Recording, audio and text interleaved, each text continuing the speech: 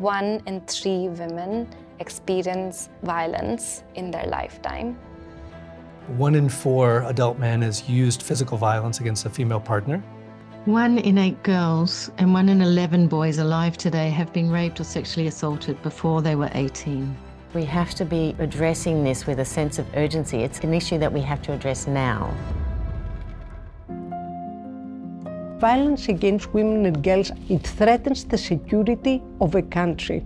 It's the strongest factor predicting war and conflict eruption in one country. We've got to acknowledge the size of sexual violence, gender-based violence in the world. It's not reduced in meaningful ways over the last couple of decades. The backlash against feminism and gender equality is terrifying. Half of young men think that feminism or gender equality has gone too far. Humanity itself cannot bear the weight of this particular crisis. We cannot go on. Violence is a complex, systemic problem, and it needs complex, sophisticated solutions. We started the SVRI around 25 years ago. Many of the problems that we were facing then, we are still facing. It brings together a community of professionals, practitioners, researchers, activists, funders, really like a microcosm of the field. And it's about networking, it's about building those connections. We can't discount the power of community to dismantle the things that allow for the proliferation of sexual and gender-based violence, which is shame and fear and power and privilege. And we can dismantle those things in community together, collectively, with movement.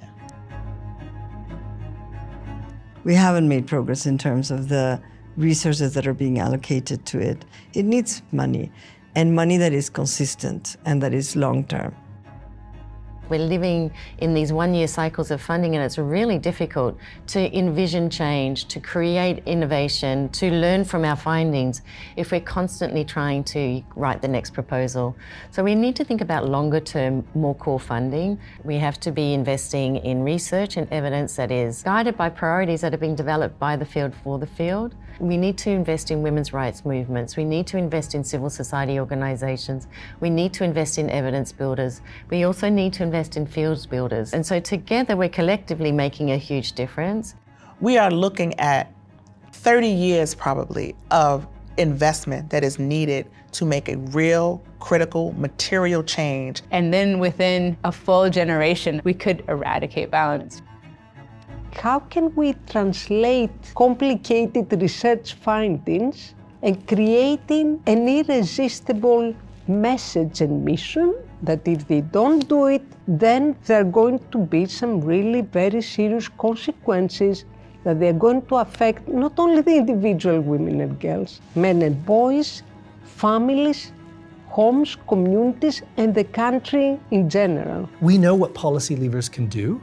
We know what governments can do to take this seriously. We know what big actors in the space, from corporates to others, can do to shift the needle on this. It's not outside of our control to do so. It shouldn't be considered as a normalized part of our lives. It is preventable. We need that consistent funding over a period of time so that you can build programs, you can build capacity. I want to build a very healthy evidence-building ecosystem because I know evidence is power.